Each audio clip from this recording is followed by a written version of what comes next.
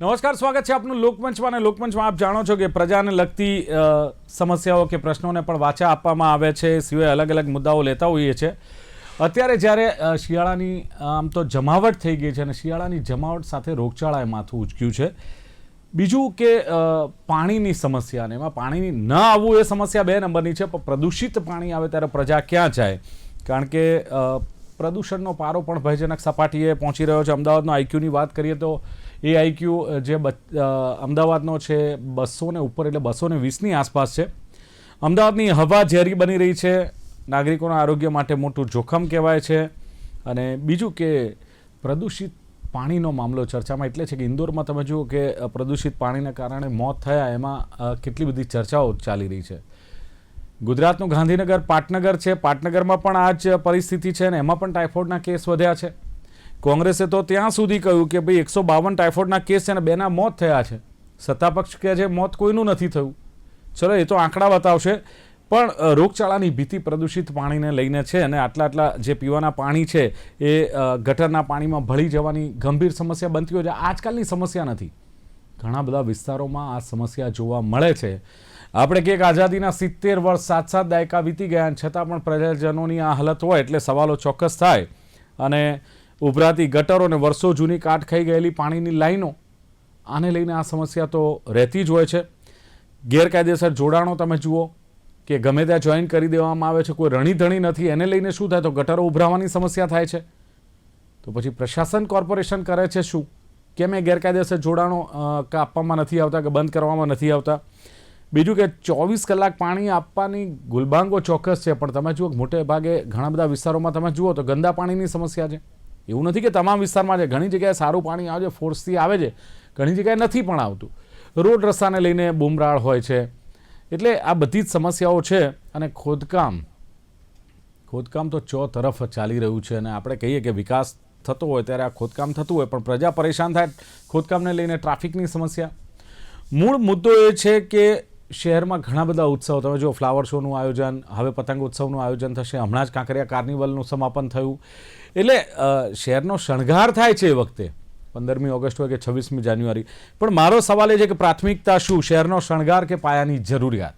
આ મુદ્દે ચર્ચા કરવી છે લોકમંચમાં.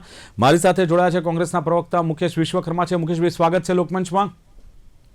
સાથે જ ભારતીય જનતા પાર્ટીના નેતા પ્રશાંત પરમાર છે. પ્રશાંતજી, આપનું સ્વાગત. અને સામાજિક વિશ્લેષક એવા વરિષ્ઠ યોગેશ ચુડગર મારી સાથે છે. યોગેશભાઈ, આપનું પણ સ્વાગત છે. જી પ્રશાંતભાઈ, સવાલ સીધો જ સત્તા પક્ષને થાય કે આઝાદીના 70 દાયકા થયા ને છતાં પણ જો આ બધી સમસ્યાઓ મેં શરૂઆતમાં ગણાવી, હજુ પણ લોકોને પ્રદૂષિત પાણી મળતું હોય. ગાંધીનગરમાં કોંગ્રેસનું કહેવું છે કે 150 જેવા કેસ છે અને 2 લોકોના મોત થયા છે.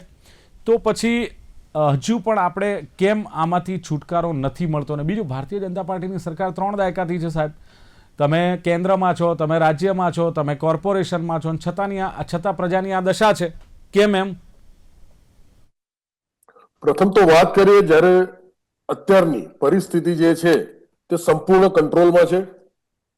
ગુજરાતની વાત કરીએ, આપણે ગાંધીનગરની વાત કરી રહ્યા છો, તો ગાંધીનગરમાં જે વસ્તુ થઈ છે તે સંપૂર્ણ અત્યારે સરકાર ટોટલ એક્શનમાં છે. સરકાર એના તરફથી પૂરા પ્રયત્નો અને જેમ બને તેમ આરોગ્ય સેવાઓ ની અંદર નવા વોર્ડ ઉભા કરી દેવામાં આવેલા છે. જેટલા બને એટલા પાણીના ટેસ્ટિંગના સેમ્પલોની 70 ટીમો અત્યારે સેક્ટરોની અંદર ફરી રહી છે અને બધું વિશ્લેષણ કરી રહી છે. હવે વાત કરીએ કે આ બધી વસ્તુ જે થઈ છે એ ના થવી જોઈએ, પણ થઈ છે. ક્યાંક ત્રુટી રહી ગઈ હશે સરકારમાં, એના લીધે થઈ હશે. પણ વાત કરીએ મુખ્ય કે આના પહેલા બી ઘણી વખત ઘણી રોગચાળાઓ ફાટેલા છે. 1994 ની વાત કરો તમે, ત્યારે કોનું શાસન હતું? ત્યારે પ્લેગ જેવી મહામારીના રોગો ફાટી નીકળેલા હતા. એટલે તમે જે વાત કરી રહ્યા છો આક્ષેપ સાથે, એવી વાત ના કરો. હવે વાત કરીએ કે સરકારની કેટલી બધી યોજનાઓ અત્યારે છે. તમે વાત કરી કે સજાવટ, કે વિકસિત ગુજરાત વિકાસના નવા આયામો તરફ આગળ વધી રહ્યું છે, ત્યારે નાની વસ્તુઓના લીધે સરકાર છેવાડાના માનવી સુધી પહોંચે એવી વાત સાથે આગળ વધી રહી છે. વસ્તુ છે કે આજે જે વસ્તુઓ થઈ એ બાબત સારી નથી. પણ સરકાર એના ઉપર એક્શન કરી રહ્યા. પણ ઘણી બધી વસ્તુઓ કેટલા વર્ષો પછી ગુજરાતની અંદર થયું છે કઈ આવું? તમે 30 વર્ષના દાયકાની વાત કરીએ આપણે, કેટલા વર્ષો પછી થયું છે? એટલે સરકાર ચોક્કસ પ્રજા સાથે છે, પ્રજા સરકાર સાથે છે. ખાલી ગાંધીનગરની આપણે વાત નથી કરતા. તમે જુઓ, અનેક વિસ્તારોમાં ગંદુ અને પ્રદૂષિત પાણી હોય છે.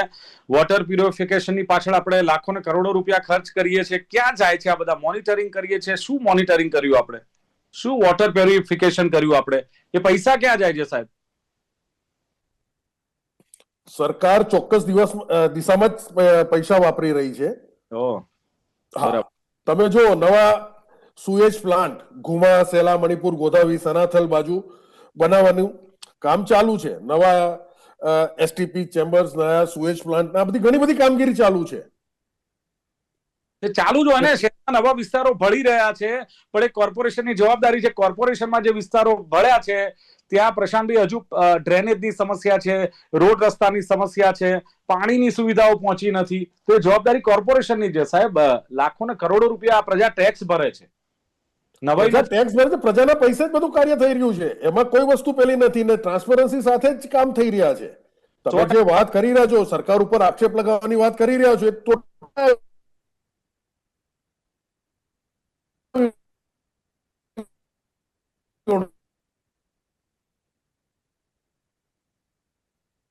ચલો પ્રશાંતભાઈ, આપના નેટમાં પ્રોબ્લેમ છે. ભારત દેશની અંદર ગુજરાત રાજ્ય એવું છે કે જે નડ્યું છે, એ વાત કેમ નથી મૂકી રહ્યા? નાની ત્રુટીઓ એની વાત તમે મૂકી રહ્યા છો. ગુજરાત રાજ્ય શું છે? ગુજરાત રાજ્ય નળસે જળ ઘર ઘર સુધી પાણી પહોંચાડવામાં ટોપ 10 ની અંદર આવી રહ્યું છે. એમ કહેવા માંગુ છું. ગુજરાતમાં થયા છે. તમને ખબર હશે, અવાજ કરતા છે આપનો ખ્યાલ હશે કે નળ સે જલ યોજનામાં કૌભાંડ તમારા જ નેતાઓ ઉજાગર કરનાર, તમારા જ નેતાઓ બોલનાર. પ્રશાંતભાઈ, એમાં કોઈ બીજી વાત નથી કે અમે કોઈ આક્ષેપ કરતા નથી. તમારા નેતાઓ જ કહે છે. એના આંકડા આવ્યા છે. હા, તો બહાર પાડો ને. અરે છે જ, પાડવાની જરૂર નથી. તમને ખબર નથી. ના, પાડો ને. તમે જો વાત કરી રહ્યા છો એક, તો તમે બહાર પાડો ને. પણ એ તમને ખબર જ નથી કે બહાર આવશે ને. થયું છે ગાંધીનગરની અંદર અત્યારે પરિસ્થિતિ થઈ છે, એની અંદર સરકાર ખડે પગે છે, આરોગ્ય તંત્ર ટોટલ ખડે પગે છે. સિવિલ હોસ્પિટલની અંદર તમે વિઝિટ કરી ગયા પછી ખડે પગે રહેવાનો મતલબ શું છે? પરિસ્થિતિ ના થવી જોઈએ. પરિસ્થિતિ ના થાય એના માટે જ પગલા રહી રહ્યા છે. ક્યાંય થાય છે એના માટે સરકાર પોતાની દરેક એજન્સીઓને કામે લગાડીને વસ્તુને રોકવાનો પ્રયત્ન કરી રહી છે.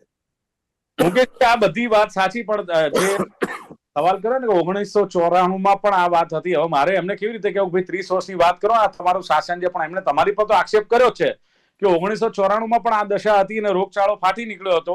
બીજું કે તમારા સમયથી આ ડ્રેનેજને પીવાની જે લાઈનો છે ને સાહેબ, એ અલગ કરવી જોઈતી હતી, એ તમે નથી કર્યું. એટલે એને લઈને શહેરીજનો ભોગવી રહ્યા છે. મુકેશભાઈ. હા, એટલે એ વાત તમારી. હવે એમણે કહ્યું એ અને તમે બોલ્યા, બે ના માટે હું કાન પકડું છું કે 30-35 વર્ષ પહેલા જે સરકારો હતી કોંગ્રેસની, એમણે જે તે સંજોગોમાં એ અમદાવાદ 20-25 લાખનું હતું અને આજે 80 લાખનું અમદાવાદ થવા જાય છે. એ જ રીતે બરોડા હોય, સુરત હોય, રાજકોટ હોય, ભાવનગર હોય, જામનગર હોય, દરેક જગ્યાએ. તો એ વાતને લઈ અને જો એ કરવા જ ના માંગતા હોય તો એમને કઈ કહેવાનો અમારો કઈ અધિકાર જ નથી. બીજી વસ્તુ એ છે, એ વખતે ટેક્સના પૈસાની જે આવક અને અત્યારની આવક, એમાં આસમાન જમીનનો ફરક છે. આજે તમે સમજો, ડિજિટલ ગુજરાત ઇન્ડિયાની વાત થાય છે, વિકાસશીલ ગુજરાતની વાત થાય છે અને વિકાસના મોડેલની વાત થાય છે. એ વિકાસના મોડેલ ગુજરાતમાં 5 વર્ષમાં 3 લાખ ફરિયાદો છે કે જે પ્રદૂષિત પાણીની. એટલે 5 વર્ષમાં જો આટલી ફરિયાદો મળી હોય તો પછી આજે આ જવાબ આપીએ તો ચાલે ખરો? અચ્છા, 5 વર્ષ જો આ જ કોર્પોરેશનના પ્રજાજનોએ ટેક્સ ન ભર્યો હોત તો શું? તો આપણે શું કર્યું હોત?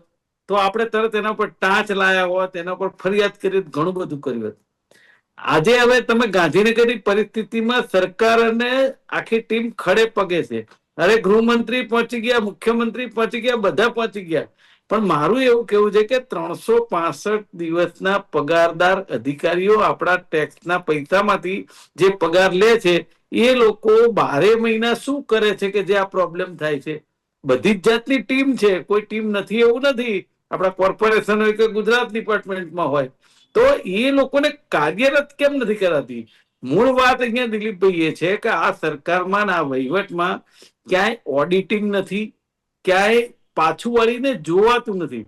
એમણે સનાલસરની બધી મોટી પાઇપલાઇનની વાત કરીને, અરે ભાઈ એ તો અમદાવાદ વધ્યું છે, અને વધ્યું છે તે ટેક્સના પૈસા પણ મસ્ત મોટા લઈ રહ્યા છે, તો એ સુવિધાને કાર્યરત કરવા જઈ રહ્યા છે. પણ જે ખરેખર પેલા પાયાના અમદાવાદની જે પરિસ્થિતિ છે એ પરિસ્થિતિ જેસે છે. આજે અમદાવાદમાં દરેક જગ્યાએ ખોદીને મૂકી દીધું છે કે અહીંયા ગટરનો પ્રોબ્લેમ છે, અહીંયા આ પ્રોબ્લેમ છે, અહીંયા આ પ્રોબ્લેમ. પણ હું એમ કહું છું એ સોલ્યુશન નથી. 15 દાડા મહિનો ત્યાં આડસો મૂકી અને ભય કામ ચાલુ છે, અને પછી મોટો ટ્રાફિક જામ થાય. મુકેશભાઈ કે રાજ્યમાં કેટલીક નગરપાલિકા ને પાલિકાઓ કોંગ્રેસ શાસિત પણ છે, શું એમાં બધું રામ રાજ્ય છે? એમાં આ તકલીફ છે જ નહીં? જો અધિકારી રાજ છે ને એ ભાજપની દેન છે, આ કોંગ્રેસની દેન નથી. તમે સમજો કે આ યોગેશ દાદા છે ને કદાચ વધારે કહેશે કે આપણા કરતા અનુભવી છે, એમણે એ કોંગ્રેસની સરકારે જોયેલી છે. હું એવું નથી કહેતો કે ભ્રષ્ટાચાર એ વખતે નહોતો ને અત્યારે છે, પણ અત્યારે જે ભ્રષ્ટાચાર છે ને એને માજા મૂકી છે સાહેબ. અત્યારે રૂપિયા લેવામાં જ મસ્ત અધિકારીઓ છે, ટેન્ડર હોય કે કોઈ પણ હોય. હું અનુભવની વાત કરું સાહેબ, સારા પ્રમાણિક કોન્ટ્રાક્ટરોના ટેન્ડરો પાસ કરવામાં ના આવે અને જે એમને મળતિયા હોય એને પાસ કરી દે. મુકેશભાઈ, તમે કોંગ્રેસ વિપક્ષની ભૂમિકા ભજવો, તમે લોકો વચ્ચે લાવો, જાહેર કરો, તમે ડેટા જાહેર કરો, એ કરવું જોઈએ ને આપણે વિપક્ષ તરીકે. સાહેબ આ 3 દિવસથી અમારા કોંગ્રેસના વિપક્ષના નેતા એ આજે ઉજાગર કરી રહ્યા છે. આજે પણ એમના સ્ટેટમેન્ટ છે, આજે પણ દેખાવો કર્યા છે. સ્થાનિક સ્વરાજ્યની ચૂંટણીઓ આવે છે, તમારે જવું જ પડે લોકોની વચ્ચે, સાંભળવું જ પડે. સ્થાનિક સ્વરાજ્યની ચૂંટણી હોય કે ના હોય, પોલિટિકલ પાર્ટીની એક ફરજનો ભાગ છે. હાર્યા હોય કે જીત્યા હોય, એને પ્રજા વચ્ચે જવું પડે, અને એ દરેકની ફરજનો ભાગ છે. પણ સત્તા પક્ષની જે વાત કરું છું કે એમની પાસે બધી પ્રકારની સત્તા છે, રૂપિયા, પૈસા, સામ દામ દંડ ભેદ અધિકારીઓ તમામ છે. છતાં પણ જ્યારે કોઈ બનાવ બને, આ માનવ સર્જિત હોનારત છે, આ કોઈ કુદરતની નથી હોનારત. તમે સમજો કે આજે ગાંધીનગરમાં બન્યું, આજે ઇન્દોરમાં બન્યું હતું, એને લઈને તો એ લોકોએ ચોકસાઈ રાખવી હતી, એ નથી રાખી શક્યા. અને હું કહું છું ને કે જે પાણીની ને ગટરની પાઇપો છે ને એની અંદર 100% જે સડી ગઈ છે. તમે કહ્યું બરાબર છે, આટલા વર્ષ થયા તો આટલા વર્ષે આપણને ખબર ના પડે કે આપણે અમુક જગ્યાએ તપાસ કરવી જોઈએ, બદલવી જોઈએ, એ ક્રિયા તો કરવી પડે ને. પછી એમ તમે કહો કે 35 વર્ષ પહેલા નાખેલી પાઇપ છે એના કારણે આવું થયું, તો એનો મતલબ તો એવો થયો મેં કંઈક કર્યું તો મારો દીકરો મને મારો વાંક કાઢે કે ભાઈ આ પપ્પા આવું કરીને ગયા હતા, પણ તમારી કોઈ જવાબદારી જ નથી. તમે આજે યોગેશ દાદા, સીધો સવાલ જે એક થાય કે જે આ જનતા પાસેથી છે ને ટેક્સ પૂરો લેવામાં આવે છે, ન લે ને તો સીલ મારી દેવાનું, કનેક્શનો કાપી નાખવાનું, આ કોર્પોરેશન કામ કરતું હોય છે, તો ટેક્સ પૂરો ને સુવિધાઓ અધૂરી મળે છે. શું લાગે છે ક્યાં સુધી આ બધું ચાલશે ને જનતા સહન કરશે? આઝાદીના 70 વર્ષે અમારો તો એ સવાલ છે, હજુ આપણે આ પાણી ને રોડ ને રસ્તા ને ખાડા ને ખોદકામ ને ટ્રાફિકમાંથી ઊંચા નથી આવતા. દિલીપભાઈ, મારો મૂળ પ્રશ્ન એ છે કે સરકારની, કોર્પોરેશનની પ્રાથમિક ફરજો શું? આપણને પીવાનું ચોખ્ખું પાણી આપે, આરોગ્ય સારું આપે, શિક્ષણ સારું આપે, આ બધી સરકારની તંત્રની પ્રાથમિક ફરજો છે. પછી કાંકરિયા કાર્નિવલ કરવો કે પતંગ ઉત્સવ કરવો એ બહુ અગત્યનું નથી. હમણાં સમાચાર એવા હતા કે પોલીસને પગાર આપી શકાય એવી સ્થિતિ નથી.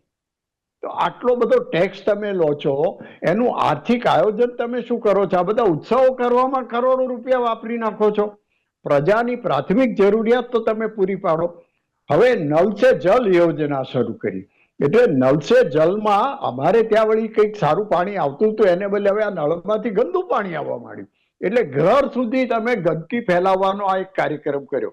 એમાં નલ સે જલ યોજનામાં કેટલા પૈસા ખવાય એ બધી ચર્ચા આજે કરવી નથી, પણ તમે ચોખ્ખું પાણી તો પૂરું પાડો, પીવા લાયક પાણી તો પૂરું પાડો. હવે કારણ કે પૈસા ખર્ચવા માટે તમારી પાસે આટલા બધા કાર્નિવલો છે, એકતા યાત્રા કાઢશો, પછી હમણાં કંઈક પેલો નમોત્સવ, અરે કરોડો રૂપિયા લોકોના પૈસાના ટેક્સના, ભલે પક્ષ પોતે ખર્ચતો હોય, પણ એ પૈસા આવ્યા ક્યાંથી? લોકોના પૈસા. જે ચૂંટાયેલા છે એ નેતાઓ ખિસ્સામાંથી પૈસા કાઢીને આ કાર્યક્રમો નથી કરતા. એટલે જે ધ્યાન રાખવાનું છે કે પ્રાથમિક ફરજો છે એમાં અગત્યતા આપો, ત્યાર પછી બીજી વાત કરો. યોગેશભાઈ, જવાબદાર કોણ, અધિકારીઓ છે કે તંત્ર છે? કોણ જવાબદાર છે આના માટે? કારણ કે તંત્ર, સરકારની વાત કરીએ તો વિકાસની વાતો કરી રહી છે સરકાર, કે વિકાસ કરીએ ત્યારે આ બધું તો જોઈએ જ, થોડી મુશ્કેલી પડે પ્રજાજનોને. ના ના, હું તો મારા ઘરની વાત કરું કે મારા ઘરમાં ખાવાના સાસા હોય પણ હું બહાર મોટા તોરણો બાંધું ને લાઈટો કરું, એ કેટલું અગત્યનું છે. વધારે જરૂરી એ છે કે મને મારા ઘરમાં 2 વાર ખાવા હું મારા પરિવારને પૂરું પાડું, પછી બીજી બધી વાત. ત્યારે આ અત્યારે સરકાર, અને હું તો ચૂંટાયેલા તંત્રને જ વાત કરું છું, અધિકારીઓ એમના હાથ નીચે છે. ચૂંટાયેલી સરકાર અથવા ચૂંટાયેલા કોર્પોરેટરો, મેયર, એ બધાના હાથ નીચે આ બધા અધિકારીઓ છે. એ અધિકારીઓ એમના કયામાં ના રહેતા હોય અથવા તો એ યોજના બરોબર અમલમાં ના મુકાતી હોય તો જવાબદારી કોને? આપણે તો લાઈનમાં ઉભા રહીને તડકે છાંયડે અમને મત આપીને ચૂંટી મોકલીએ છીએ, તો એ કરે છે શું? મારો પ્રશ્ન એ છે કે અધિકારીઓની જવાબદારી છે, પણ અધિકારીઓ પાસે કામ લેવાની જવાબદારી કોની છે? બીજો એક પાયાનો પ્રશ્ન ઉભો કરું કે જેમ અત્યારે પ્રશાંતભાઈએ કીધું કે બધા સનાથલ ને બોપલ ને બધા નવા વિસ્તારો વિકસી રહ્યા છે ને ત્યાં બધું કામ થાય. હવે આ નવા વિસ્તારમાં બાંધકામ જે થાય છે, મારે એક એન્જિનિયર તરીકે મારા અનુભવની વાત કરવી છે કે હું જ્યાં રહું છું એ રસ્તા ઉપર કેટલા વર્ષો પહેલા ગટરની લાઈનો નાખવામાં આવી હતી. હવે છેલ્લા 5 વર્ષમાં 15 માળના 22 માળના મકાનો ઉભા થયા. હવે એના ગટરના પાણીના નિકાલ માટેની કોઈ યોજના થવી જોઈએ કે નહીં? એ તો મૂળ જે 5 વર્ષ 15 વર્ષ પહેલા પાઇપો નાખી તે જ છે. એટલે પછી થાય છે શું કે ગટરનું પાણી પીવાના પાણી સાથે મિક્સ થાય. હવે આ જવાબદારી એ ટાઉન પ્લાનિંગ કરનારા લોકોની ખબર હોવી જોઈએ કે અમે આ નવા મકાનોની પરમિશન આપીએ છીએ.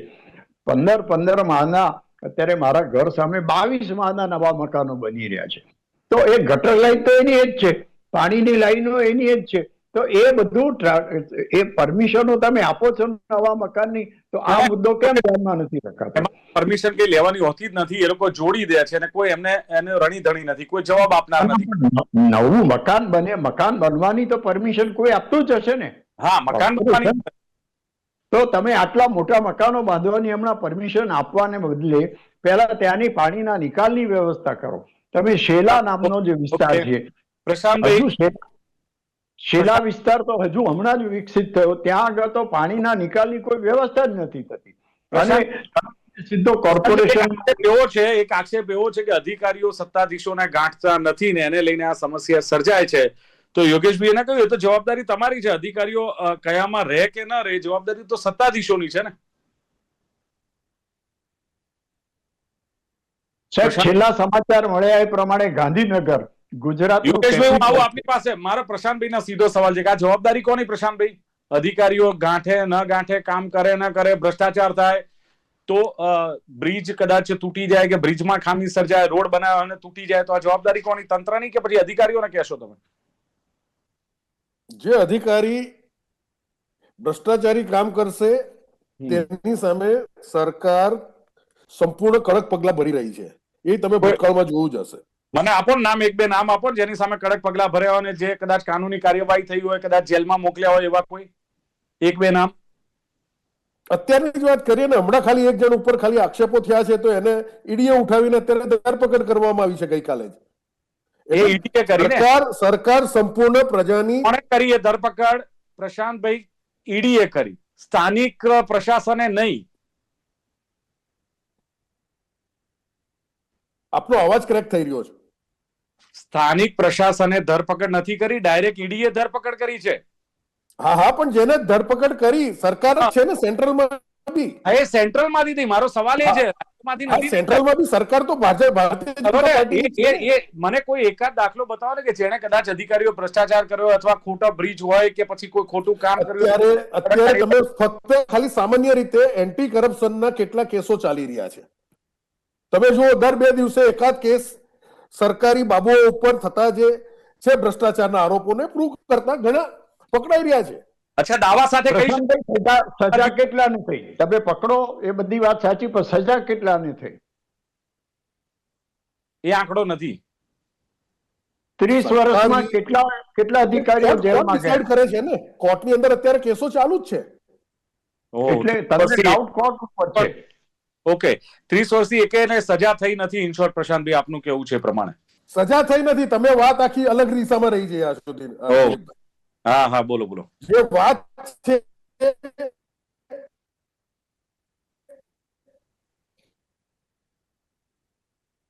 ચલો, પ્રશાંતભાઈને લાગે છે કે હું અલગ દિશામાં વાત લઈ ગયો છું. સરકાર એનું એક્શન કરે છે એની વાત છે. સરકાર અધિકારીઓ આવા કઈ ખરાબ વસ્તુને લગતા.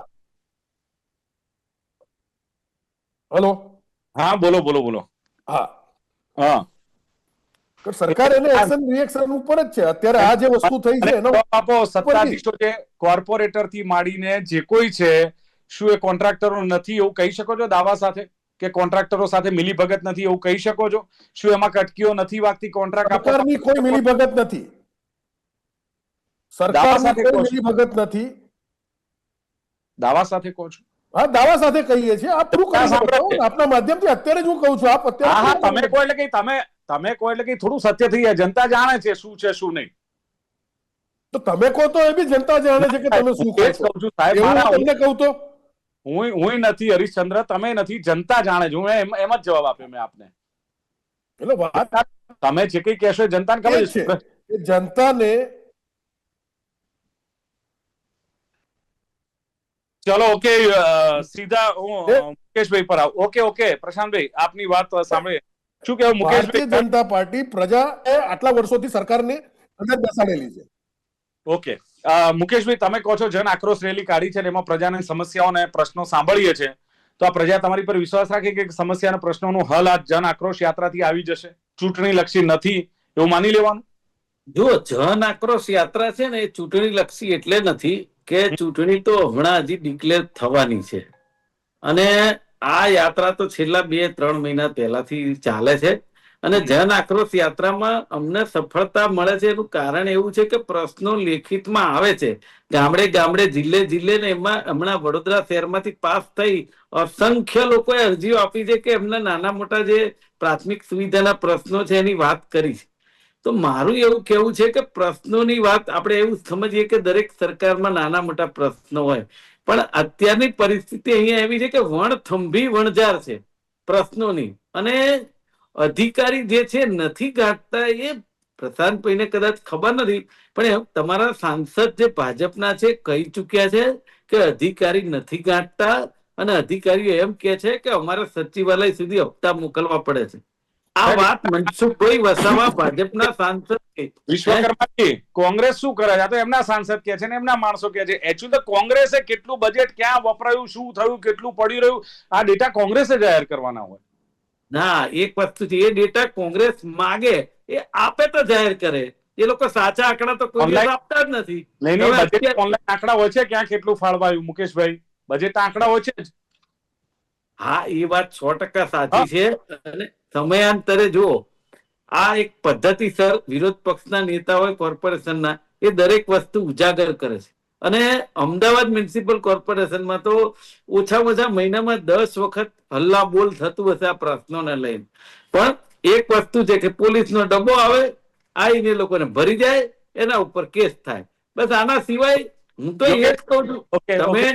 તમે મર્યાદા છે.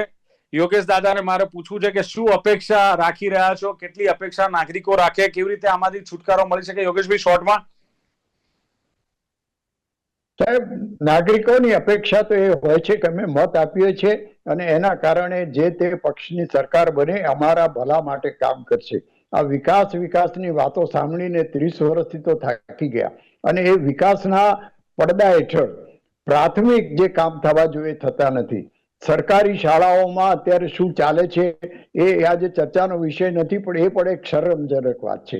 સરકારી દવાખાના, હોસ્પિટલો પાસે પૂરતી દવાઓ નથી. એવા સમાચાર જ્યારે આવે ત્યારે એમ થાય કે આ સરકાર, આપણે આ લોકોને ચૂંટી મોકલ્યા, એમણે કેમ આની ઉપર ધ્યાન નથી રાખતા? જે પ્રાથમિક કામો છે કરો ને, પછી બધા તમારા તમાશા અને ઉત્સવો પછી કરજો.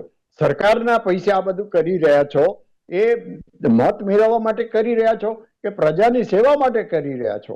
એટલે પ્રાથમિક ફરજો છે તમારી, એ ફરીથી યાદ કરો કે અમારે પ્રજાને આટલું પૂરું પાડવાનું છે, તે ત્યાર પછી બીજી વાત આવે. પણ એ તો તમારે કરવું નથી, અને એને બદલે પ્રશાંતભાઈ જેવા એ અત્યારે આપણને એક જવાબ નથી આપી શકતા કે 30 વર્ષમાં કેટલા અધિકારીઓ અથવા તો કેટલા પોલિટિશિયનો જેલમાં ગયા.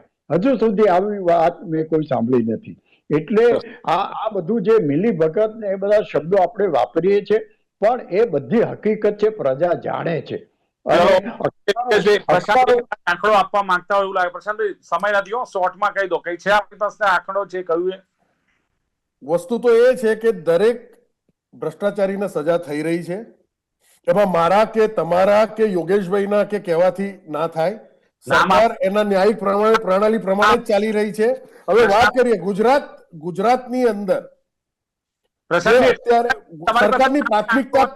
સરકારની પ્રાથમિક સુવિધાનું મુખ્યત્વે શિક્ષણ, આરોગ્ય, પાણી અને ગ્રામ્ય ઇન્ફ્રાસ્ટ્રક્ચર ઉપર રહેલી હોય છે. અને સરકાર એ દિશામાં આગળ વધી રહી છે.